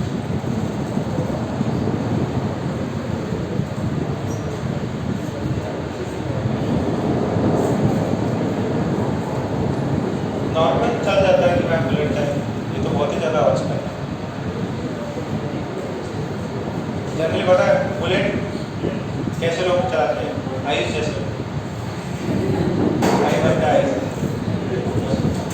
तुम मत चलाने कभी, उड़ जाओगे। इसीलिए तुम्हें चलाने के लिए पहले 2 किलो चेन डालनी पड़ेगी और बच्चे रहो। आयुष चला ली, जिनाम चला ली, वेदांत चला ली। वेदांत तो हिला भी नहीं पाएगा। ओके, इतना छापा गया। अच्छा, अब ये फॉर्मूला आपको मिल जाएगा, ठीक है। जनरली कि भाई अगर टी थिकनेस का डाला एक डाइलेक्ट्रिक है, कांस्टेंट के है, तो बताओ उसमें कौन सा सही कैपेसिटेंस की वैल्यू होगी। तो एक ऑब्जेक्टिव सवाल इसमें आ सकता है। अगर मान लो आपको दे कि मैंने एक से ज़्यादा डाइलेक्ट्रिक डाल रखे हैं और सारे के सारे सेम साइज के नहीं है, डिफरेंट थिकनेसेस के हैं। जैसे ये एग्जांपल, ये कैपेसिटेंस है, ये T1 थिकनेस है, कांस्टेंट K1 है, और ये T2 थिकनेस है, कांस्टेंट इसका K2 है। कितना है? K2। और टोटल डिस्टेंस जो है अगेन D डिस्टेंस। तो इसका C इक्विवेलेंट या C नया वैल्यू जो है वो कितना आएगा, वहां से गैस करो। एप्सिलॉन A बाई कितना जाएगा? चलो ध्यान से देखना, T तो सेम है क्या, प्लस यहाँ जाएगा T1 by K1 plus T2 by K2 minus T1 minus समझ में आ रहेगा। तो same ditto as it is चीज है। यहाँ thickness by K1 plus thickness by K2 plus T1 minus T2, जैसे उसमें किया था पहले। V1 इसको V1 V2 V3 V4 V5 कर लेना, आंसर सेम है। छाप लो इसको। 3 अगर दिया हो तो सेम रहेगा, plus T3 by K3 minus T1 minus T2 minus T2।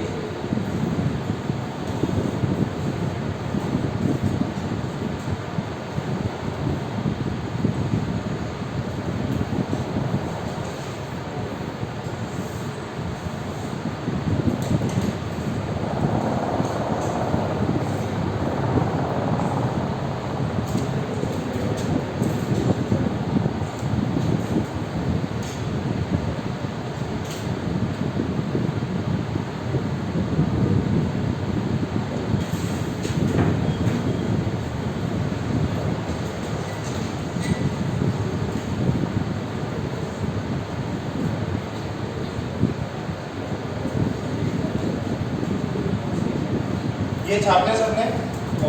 अब देखो आपको कॉम्बिनेशन पे किसने बेंच उड़ाई? सुजल, आज जल्दी आओ। सुजल जल्दी आओ, बाहर निकलो।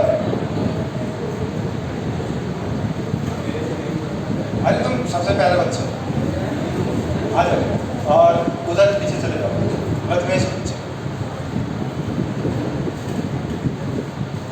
प्रथमेश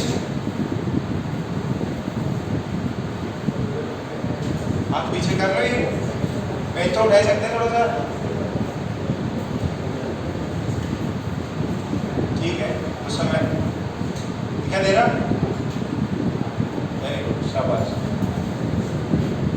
ज़्यादा डिस्टर्ब तो नहीं कर रहा था आर्या? आर्या तुमको करता है कि तुम आर्या को डिस्टर्ब कर देते? चलो अब पूरा एकदम कंसंट्रेशन, ध्यान दो। अगर आपको ये ऐसा दे दिया जाए कि एक पहले ऐसा स्ट्रक्चर है ये, और इसके अंदर हमने 2 डाइलेक्ट्रिक रखा, 2 डाइलेक्ट्रिक, ये K1 है, ये K2 है, ठीक है। और ये डिस्टेंस है D/2 और ये डिस्टेंस है D/2। अच्छा, अब इस वाले केस में क्या करना है, आपको नेट इक्विवेलेंट बताना है, वो बाद में बताएंगे। पहले ध्यान से देखो, कैपेसिटेंस प्लेट तो ये थी, उसके बीच में डाइलेक्ट्रिक लगा है। अब ये कॉम्बिनेशन क्या है, ये एक अलग से कैपेसिटर होगा, इसकी वैल्यू होगी कुछ K1 C डैश, इसकी कुछ K2 C डैश, ठीक है, जो d/2 के हिसाब से अपन बताएंगे आपको। अच्छा, ये बोलेंगे they are together in parallel और सीरीज, ये वोल्टेज V, ये वोल्टेज 0, तो एक पहले कैपेसिटर फिर दूसरा कैपेसिटर सीरीज में होगी पैरेलल में, सीरीज में, तो इसको हम लिख सकते हैं एक ये C1 और एक ये C, ठीक है। यहाँ पे ये जो वोल्टेज पहले कैपेसिटर C था उसके प्लेस में क्या कर सकते हैं, दो कैपेसिटर सीरीज में रिप्लेस कर सकते हैं, इसका C1 इसका C2, तो C इक्विवेलेंट कितना आ जाएगा, C1 C2 bye C1 plus C2, ये समझ में आएगा। आपसे पूछता व्हाट इज C इक्विवेलेंट। अच्छा, अब प्रॉब्लम अब स्टार्ट होती, आपको दिया हुआ है C की वैल्यू दे रखी है, C की वैल्यू होती है एप्सिलॉन, कितनी होती है एप्सिलॉन A/D, ओके। अब आपको C1 C2 की वैल्यू निकालनी है, आपने C इक्विवेलेंट निकाल लिया, हाँ सर C इक्विवेलेंट निकाल लिया। अब C1 की वैल्यू कितनी होगी, जो C की वैल्यू होती है एप्सिलॉन A/D, C1 की वैल्यू कितनी होगी, K1 एप्सिलॉन, एरिया तो यही है, डिस्टेंस कितना हो गया D/2, तो वैल्यू कितनी आ जाएगी इसकी 2K1 एप्सिलॉन A/D।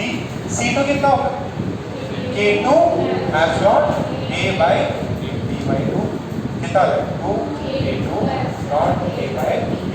अच्छा, कोई आपसे C इक्विवेलेंट पूछे in terms of K, K1 K2 epsilon A, तो क्या करोगे, C1 C2 by C1 plus C2 है ना, ऐड कर दो वैल्यूज आगे, तो C1 की वैल्यू कितनी है 2K1 epsilon A/D into 2K2 epsilon A/D divided by, गणना आंसर रहेगा, अपन सिर्फ यहाँ तक करके रुक जाएंगे, जो भी आपको फिर फाइनल आंसर दिया हो उस ऑप्शंस में आप कर लोगे, तो इसकी वैल्यू कितनी हो जाएगी 2K1 epsilon A/D into 2K2 epsilon A/D divided by, ये कितना है 2K1 epsilon A/D plus 2K2 epsilon A/D, समझ में आ रही है।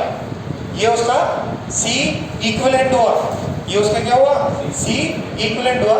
हो सकता है वो आपको दे दे एप्सिलॉन A/D की value they they, this is 2 microfarad, कितनी 2 माइक्रोफैराड, तो आप इसको 2 माइक्रोफैराड लिख के जो भी K1 की वैल्यू दे उससे भी आप निकाल सकते हो। पहले इसका छापो, पहले वो वाला पार्ट, ये कॉम्बिनेशन कैसा है, ये कॉम्बिनेशन कैसा है series combination, this is series combination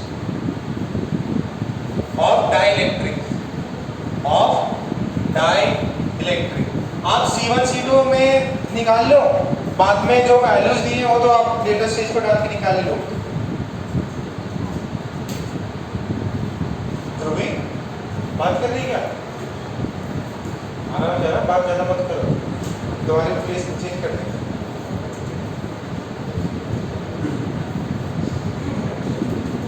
नहीं दिख रहा, आज अब चेक कर, आज जल्दी आओ।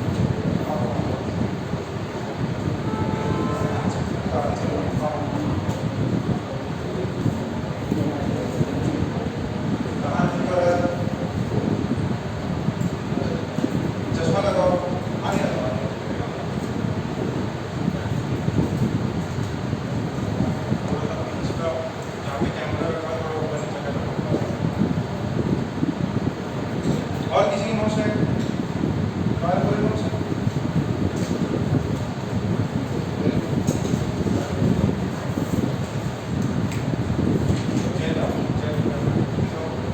जाओ ए के पास बैग बैग यहीं रखो।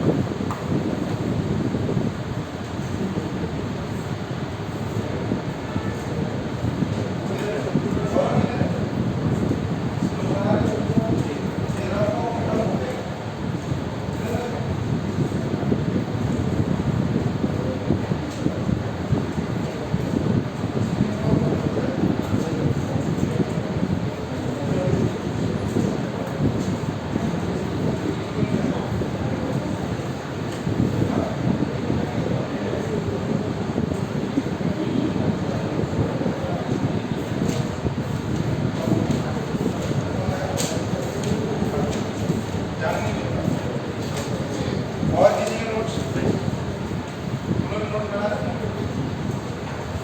किसका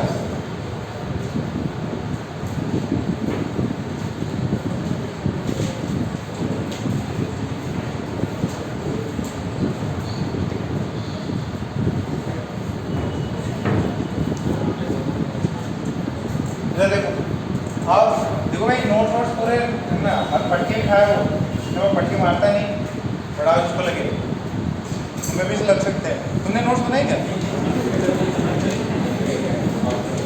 देखो आज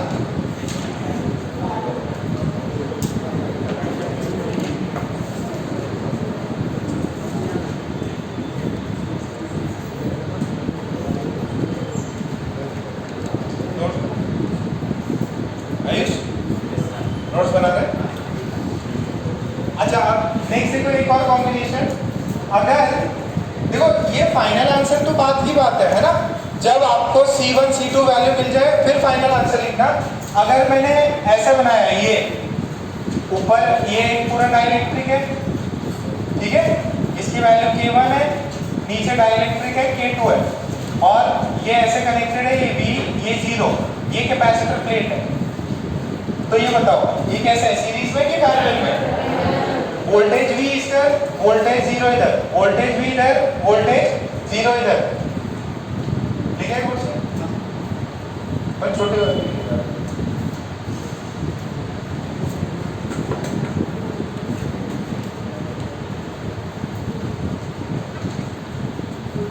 देखो इस वजह से एकदम थला थला के बना है, हम लोग जा सके नोट चेक कर सके।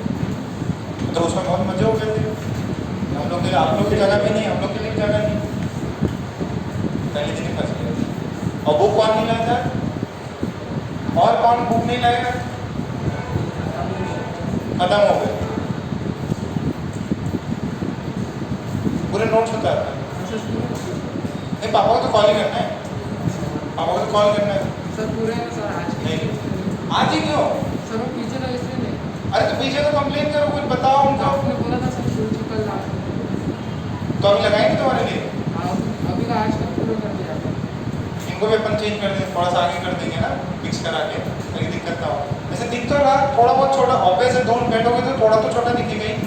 अब फर्स्ट बेंच पे बैठे तो बड़ा दिखेगा, डिस्टेंस वाले से थोड़ा कम तो दिखता ही है। अच्छा अब ये देखो, ये सीरीज है कि पैरेलल है? पैरेलल है, तो ये ऊपर वाला मान लो C1 कैपेसिटेंस हो गया, नीचे वाला C2 कैपेसिटेंस हो गया।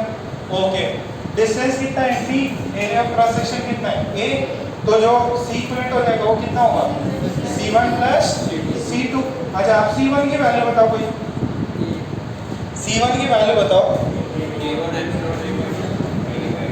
K1 epsilon A by area कितना हो गया A/2 हो गया, दोनों का क्या हो गया, अपन ने आधा आधा एरिया कर दिया।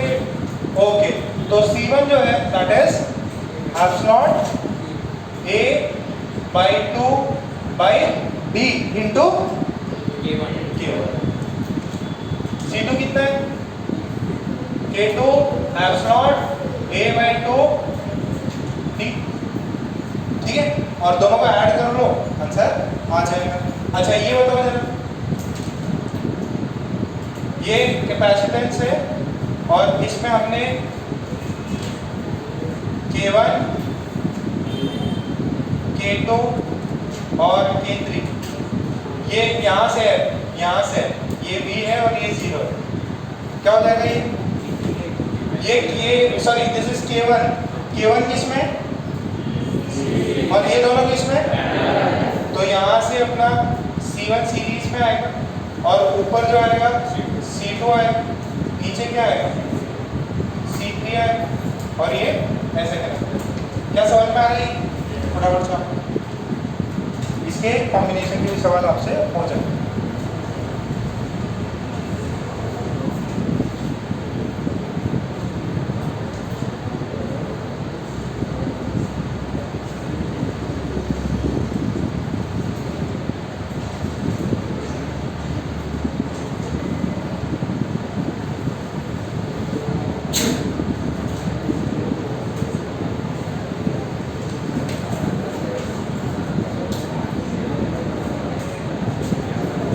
बात नहीं, ये हो गया था क्या, नहीं चापा, जल्दी चापोगे। सी इक्विवेलेंट क्या होगा C1 प्लस C2, यहाँ पे ऊपर वाला C1 था, नीचे वाला C2 था।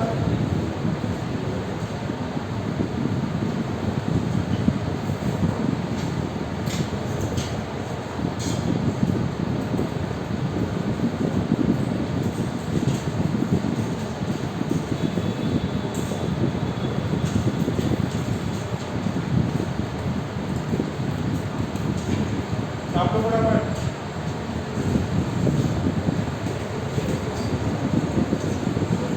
ये पार्ट ऑफ कोड हो गया, ये पार्ट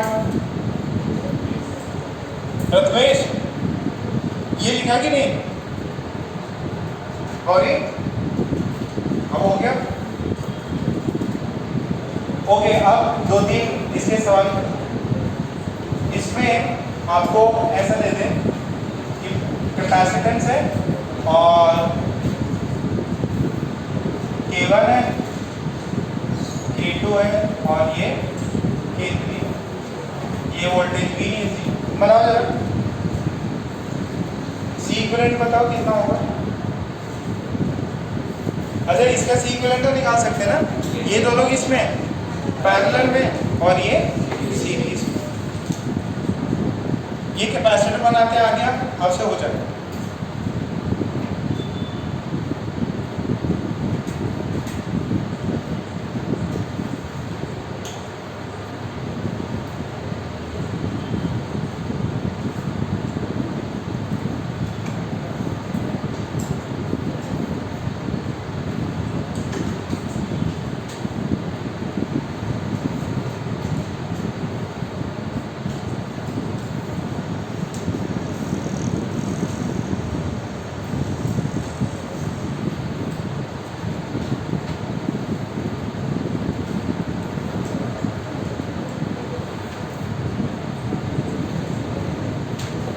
हो गया। फिर एक आखिरी और,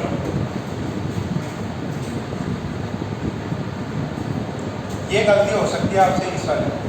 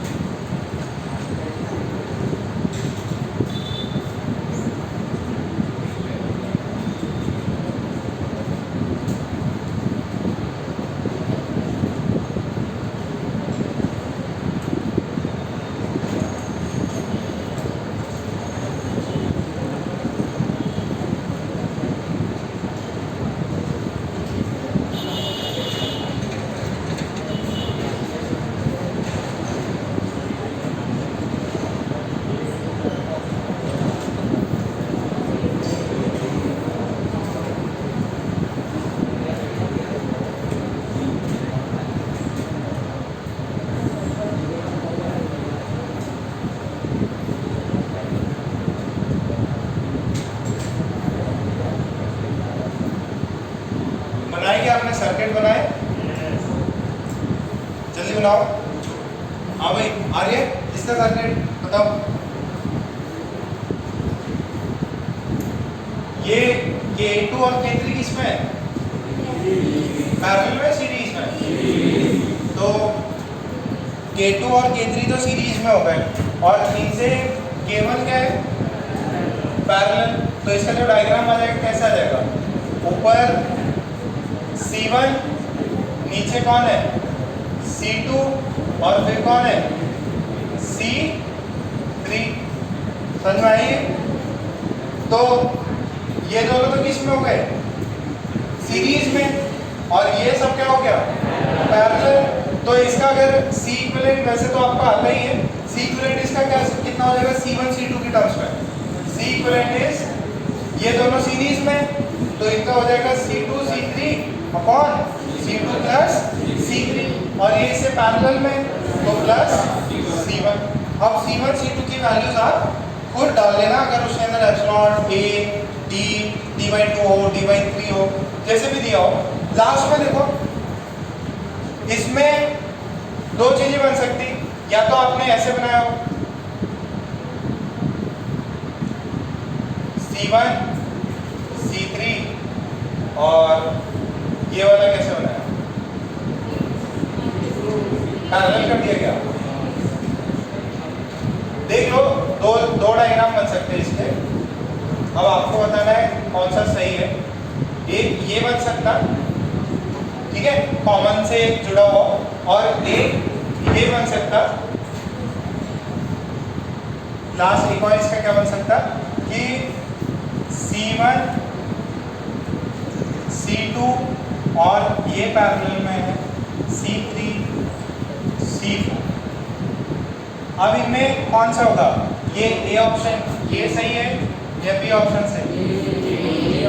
कितने लोग बोल रहे हैं ए ऑप्शन सही? बी वाले? बी जनता ज्यादा है। ए क्यों होगा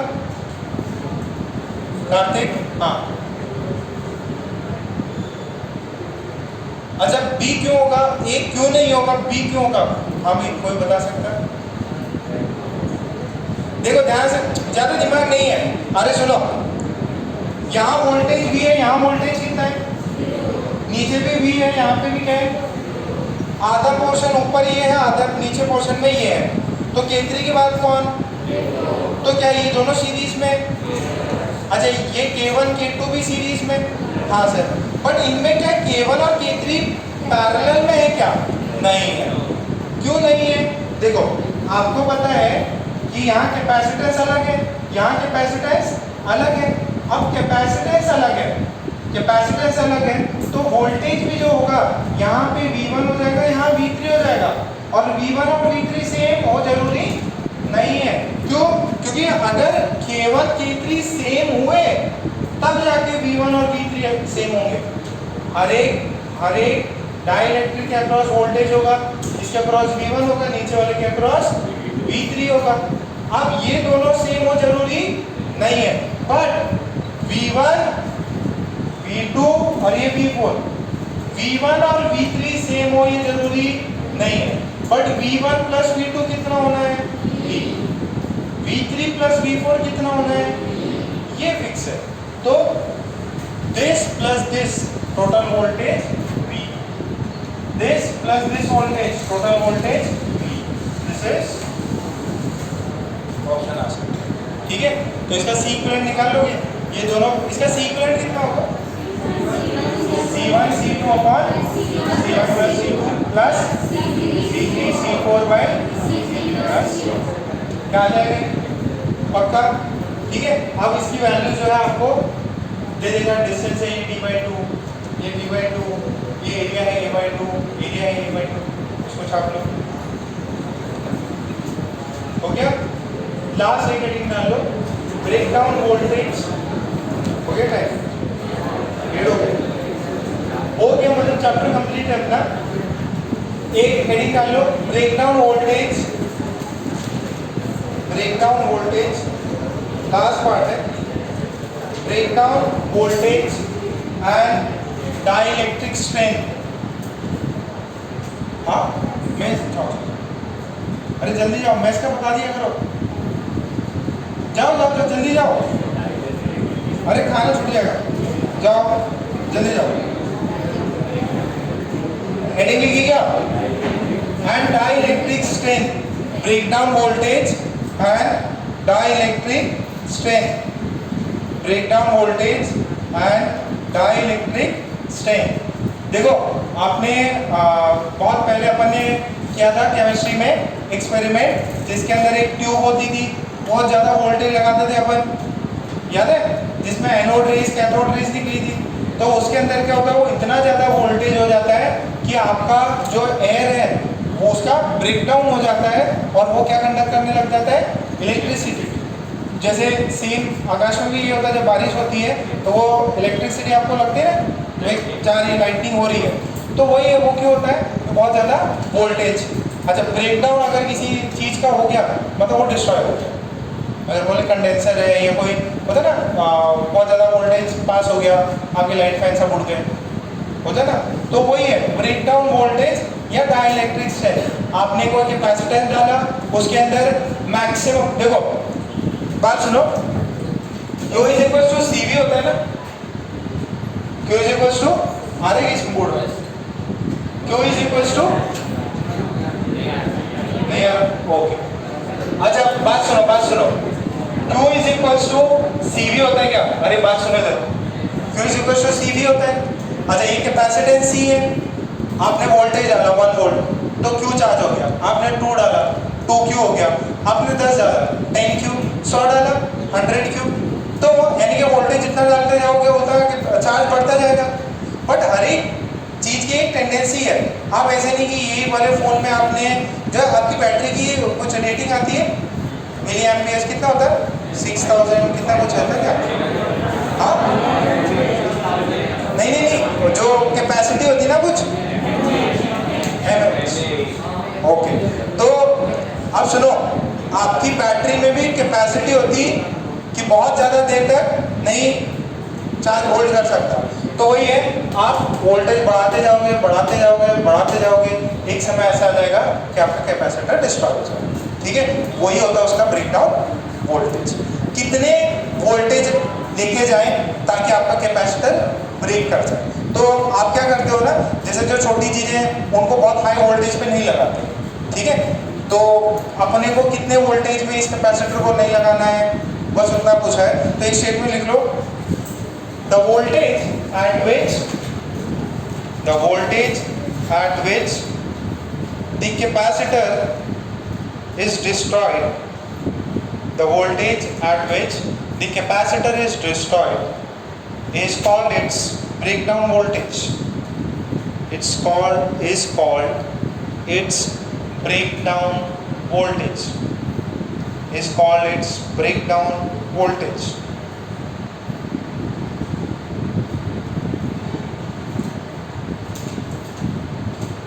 ठीक है, बस एक दो प्रॉब्लम करा लेंगे इस पे, फिर मैग्नेटिक फील्ड्स आज स्टार्ट करना है, थोड़ा सा डिले हो गया इसमें। मैग्नेटिक फील्ड्स अपन कल से स्टार्ट करते हैं, कल क्लास रहेगा आपका